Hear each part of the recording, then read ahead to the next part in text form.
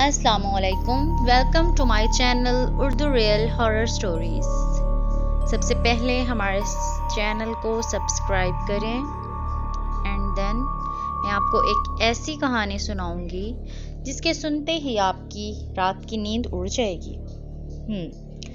یہ قصہ کل رات ہی سنا ہے، جس نے سنایا انہی کی زبانی بیان کر رہا ہوں۔ نیو کراچی شفیق موڑ کے پاس 2001 میں ہم نے ایک بڑا کرایہ کی جگہ پر نیو فیکٹری کا اسٹریٹ لیا تھا۔ یہ ایک بڑا پلاٹ تھا جس میں 3 پورشن پر مختلف فیکٹریز تھیں۔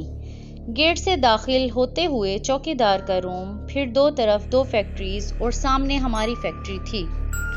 ہمارے پورشن میں داخل ہوتے ہی سامنے آفس، ایک طرف گودام میں کچا مال اور دوسری طرف مشینز لگی ہوئی تھیں۔ ارد گرد میں 3 طرف خالی پلاٹ تھے اور گیٹ کے سامنے چائے کا ہوٹل اور پان کی دکان تھی۔ ہمارا نیا کام تھا تو اکثر وہیں سیمپلنگ وغیرہ بنواتے تھے اور اکثر رات تک وہیں بیٹھے رہتے، کھانا، چائے، سگریٹ کے دور بھی چلتے تھے۔ ایک رات قریب 10 سوا 10 پر لڑکے کو کھانا اور چائے سگریٹ لینے بھیجا ہوا تھا کہ اچانک بارش ہو گئی۔ تھوڑی دیر بعد کھانا آ گیا تو سب ساتھ مل کر کھانے لگے۔ اسی دوران باتوں میں لڑکے نے کہا کہ ہماری فیکٹری کی چھت پر شاید چوکیدار کی بیوی یا بیٹی بارش میں لال جوڑا پہنے اکیلی نہا رہی ہے۔ ہم نے اس کو کہا، زیادہ مت دیکھنا، یہ پٹھان اپنی عورتوں کے بارے میں کافی سخت ہوتے ہیں، کچھ غلط سمجھ لیا تو تجھے مار مور کر یہیں کسی خالی پلاٹ میں دفنا دیں گے۔ کھانے وغیرہ سے فارغ ہوئے تو بارش بھی رک گئی تھی۔ ہم سب گھر کے لیے نکلنے لگے۔ گیٹ سے گاڑی نکلنے لگی تو دانستہ نظر وہیں چھت کی طرف گئی تو وہاں اس وقت بھی کوئی لال چادر یا دوپٹہ اوڑھے بیٹھا تھا۔ 2 دن گزر گئے، بات آئی گئی ہو گئی، پھر اچانک ایک بار ہوئی، پھر ختم ہو گئی۔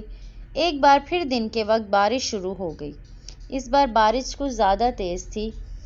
ہمارے پورشن میں گودام والی طرف سے چھت سے پانی آنے لگا تو ہم نے جلدی لوڈر سے مال سائیڈ میں کروایا اور لڑکے کو چوکیدار کے پاس بھیجا کہ اوپر چھت سے پانی آ رہا ہے تو ہم کو اوپر جا کر پلاسٹک بچھانا ہے تاکہ پانی اندر نہ آ پائے۔ مگر وہ لڑکا واپس آ کر کہنے لگا کہ چوکیدار تو کہہ رہا ہے کہ اوپر جانے کا کوئی راستہ نہیں، آپ خود کسی سیڑھی کا بندوبست کر لیں۔ ہم کو فوراً وہ چھت پر بیٹھی عورت یاد آ گئی تو میں خود چوکیدار کے پاس گیا اور اس سے کہا کہ جہاں آپ کی فیملی رہتی ہے ہم اس طرف سے چلے جاتے ہیں۔ چوکیدار حیران پریشان کہنے لگا، ہماری تو فیملی گاؤں میں نہیں ہے، چھت پر تو کوئی رہتا ہی نہیں، نہ کوئی راستہ ہے، عورت کہاں سے آ گئی؟ کل قصہ ادھورا رہ گیا تھا، وہ آج پورا کر رہا ہوں۔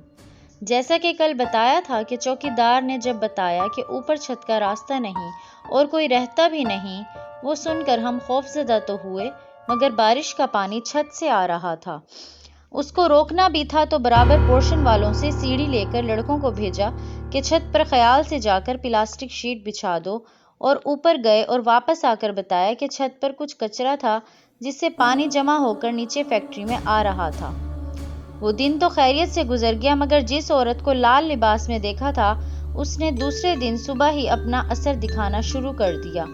ہوا یوں کہ لوڈر صبح باتھ روم گیا تو اس نے باتھ روم میں چیخنا شروع کر دیا۔ ہم سب وہاں گئے تو دروازہ اندر سے بند کر کے وہ زور سے چیخ رہا تھا کہ وہ عورت باتھ روم کے باہر کھڑی اسے غور سے دیکھ رہی ہے۔ ہم نے اسے بتایا کہ وہاں پر کوئی نہیں ہے، تم باہر آ جاؤ۔ اس نے باہر آ کر بتایا کہ دروازہ بند ہونے کے باوجود اسے محسوس ہوا، بلکہ اسے نظر آیا کہ وہ عورت اسے دیکھ رہی ہے۔ اس کا پورا جسم سن ہو گیا تھا، وہ ہل بھی نہیں پا رہا تھا۔ پھر شام کو پھر کسی کو محسوس ہوا جیسے اسے سرد ہوا چھو کر گزری ہو۔ میں مشین کے پاس کھڑا تھا، مجھے صاف نظر آیا کہ وہ عورت میرے پیچھے کھڑی ہے، اور مجھے جھرجھری سی آ گئی۔ جیسے تیسے وہ دن گزرا تو اگلے دن معاملہ زیادہ خطرناک ہو گیا۔ ایک اور لوڈر گودام میں گیا تو اس نے کسی کو اپنے اوپر چھلانگ لگاتے دیکھا۔ وہ ڈر کر پیچھے ہوا تو لوڈنگ کی ٹرالی سے ٹکرا کر اپنا سر پھاڑ کر اسے کلینک سمجھا کر بھیجا کہ کچھ الٹی بات نہ کرے ورنہ لوگ مذاق بنائیں گے۔ اور پھر گھر چلا جائے۔ اب معاملہ زیادہ خراب تھا تو ہم نے بھی فیکٹری بند کی اور جس بروکر سے یہ جگہ لی تھی اس کے آفس پہنچ گئے اور اسے سارا قصہ سنایا کہ اب یہاں کام کرنا مشکل ہو جائے گا، مشینز وغیرہ کہیں اور شفٹنگ کرنا آسان بھی نہیں اور خرچہ بھی کافی آ جائے گا۔ بروکر نے توقع کے برعکس بات توجہ سے سنی اور کہا کہ مجھے اس بارے میں کچھ معلوم ہے مگر کبھی کسی پر ایسا حملہ وغیرہ نہیں ہوا۔ ہم نے اس سے ہی سبا سینما کے قریب ایک اور جگہ کی بات کی۔ پھر اس نے اس لڑکی کے بھوت یا روح کی کہانی جو اس نے 4-5 سال قبل سنی تھی وہ بتائی کہ ہماری فیکٹری کے پلاٹ کے پیچھے خالی پلاٹ میں کچھ لوگ شام کے وقت ٹرکوں سے اسمگل شدہ مال اور شراب وغیرہ کاروں میں بھر کر منتقل کرتے تھے کہ ایک روز اس پلاٹ کے سامنے کچی آبادی سے ایک لڑکا جس کی 2 روز بعد شادی تھی وہ اپنے دوست کے ساتھ حجام کے پاس بال بنوانے نکلا تو ان گاڑیوں میں سے کسی ایک کار نے اسے ٹکر مار دی۔ لڑکا اور اس کا دوست ان سے الجھ پڑے تو خالی پلاٹ میں جہاں ٹرک کھڑے تھے ان لوگوں نے ان کو پکڑ کر خالی پلاٹ میں لے جا کر تشدد کیا جس سے دونوں ہلاک ہو گئے اور وہ ان کو وہیں چھوڑ کر بھاگ گئے۔ لڑکوں کے گھر والے 2 دنوں تک انہیں ڈھونڈتے رہے اور پھر ان کی لاشیں وہاں سے ملی۔ یہ خبر سن کر دلہن کا بھی ہارٹ فیل ہو گیا۔ کہتے ہیں یہ وہی لڑکی ہے جو ان تینوں پلاٹس کے اطراف اپنے دلہے کے قاتلوں کو ڈھونڈتی پھرتی ہے۔ ہم نے وہ جگہ چھوڑ دی اور پھر کبھی مڑ کر اس روڈ کی طرف بھی نہیں گئے۔ آئی ہوپ آپ کو میری کہانی اچھی لگی تو پلیز سبسکرائب آور چینل۔ اللہ حافظ۔